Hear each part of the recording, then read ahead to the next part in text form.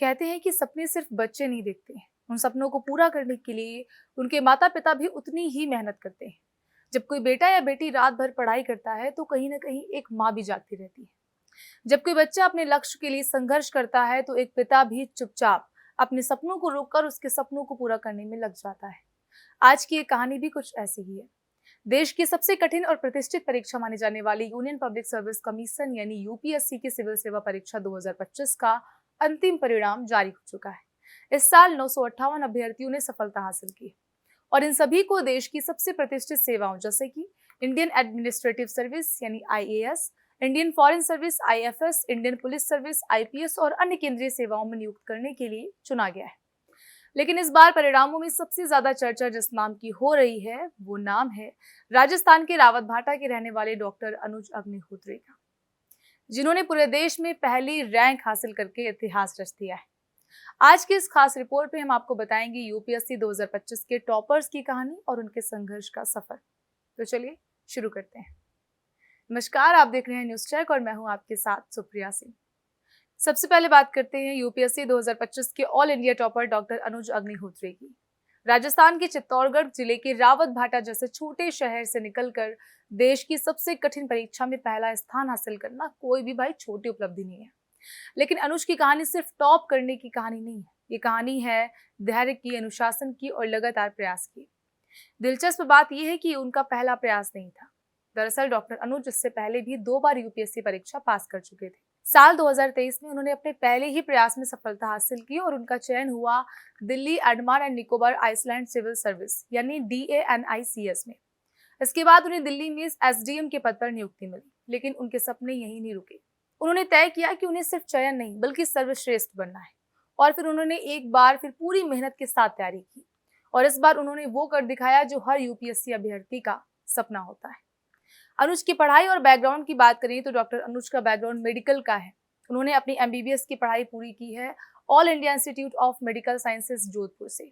AIIMS में दाखिला लेना भी आसान नहीं होता, लेकिन अनुज ने वहां भी शानदार प्रदर्शन किया। उन्होंने एम्स मेडिकल एंट्रेंस में AR 215 और नीट यूजी में AR 306 हासिल की थी। उनकी स्कूल शिक्षा हुई परमाणु ऊर्जा केंद्रीय विद्यालय रावतभाटा से। 12वीं में उन्होंने 94% अंक प्राप्त किए थे, यानी कि पढ़ाई में उनका रिकॉर्ड शुरुआत से ही शानदार रहा है। लेकिन उनकी सफलता का असली राज सिर्फ प्रतिभा नहीं, अनुशासन और निरंतर मेहनत है। डॉक्टर अनुज के पिता बताते हैं कि कक्षा 10 के बाद अनुज कोटा चले गए थे। वहां उन्होंने 2 साल तक पढ़ाई की एलन करियर इंस्टीट्यूट में। कोटा का माहौल, प्रतिस्पर्धा और मेहनत ने उन्हें और ज्यादा मजबूत बना दिया। उनके पिता कहते हैं कि कोटा ने अनुज को सिर्फ पढ़ाई नहीं सिखाई बल्कि डिवोशन और डेडिकेशन भी सिखाया। आपको बता दें कि अनुज के पिता केबी अग्निहोत्री राजस्थान परमाणु बिजली घर में टेक्नीशियन के पद पर काम करते हैं और उनकी मां मंजू अग्निहोत्री एक गृहिणी है। एक साधारण परिवार से आने वाले अनुज की इस उपलब्धि ने आज पूरे राजस्थान को गर्व महसूस कराया है। सोचिए, एक पिता जो रोज मेहनत करके परिवार चलाता है और एक माँ जो घर संभालती है। उन दोनों का बेटा आज देश की सबसे बड़ी परीक्षा में टॉपर बन गया। अब बात करते हैं यूपीएससी 2025 में दूसरा स्थान हासिल करने वाली तमिलनाडु की राजेश्वरी सुवे एम की। राजेश्वरी का संबंध तमिलनाडु के मदुरै जिले से। उन्होंने इंजीनियरिंग की पढ़ाई की है इलेक्ट्रिकल और इलेक्ट्रॉनिक्स इंजीनियरिंग में। उनका वैकल्पिक विषय था सोशियोलॉजी यानी समाज शास्त्र। राजेश्वरी इस समय तमिलनाडु सरकार में डिप्टी कलेक्टर के पद पर कार्यरत हैं। उनके परिवार में शिक्षा को हमेशा सबसे ज्यादा महत्व दिया गया है। उनके पिता एक व्यवसायी हैं जबकि उनकी माँ एक सरकारी संस्थान में एसोसिएट प्रोफेसर हैं। यानी कि घर का माहौल ही ऐसा था जहां शिक्षा, अनुशासन और मेहनत को सबसे ज्यादा महत्व दिया जाता था। अब बात करते हैं यूपीएससी 2025 में तीसरी रैंक हासिल करने वाले हरियाणा के एकांश धुल की। एकांश हरियाणा के पंचकूला के रहने वाले हैं। उन्होंने अपनी पढ़ाई की Shri Ram college of commerce, जो कि दिल्ली विश्वविद्यालय का एक प्रतिष्ठित कॉलेज है।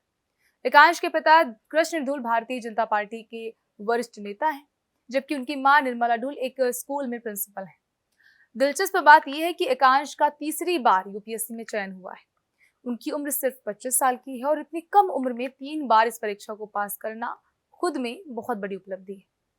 यूपीएससी सिर्फ एक परीक्षा नहीं है, ये भारत के लाखों युवाओं का सपना है। हर साल लाखों छात्र इस परीक्षा के लिए आवेदन करते हैं, लेकिन उनमें से बहुत कम लोग ही अंतिम सूची तक पहुंच पाते हैं। इसलिए जब कोई युवा इस परीक्षा में सफल होता है तो वो सिर्फ अपनी सफलता नहीं होती है, वो पूरे समाज के लिए प्रेरणा बन जाती है। आज जब हम इन टॉपर्स की कहानियां सुनते हैं तो हमें सिर्फ उनकी मेहनत दिखाई देती है, लेकिन सच्चाई ये है कि इनकी सफलता के पीछे उनके माता पिता की भी उतनी ही मेहनत होती है।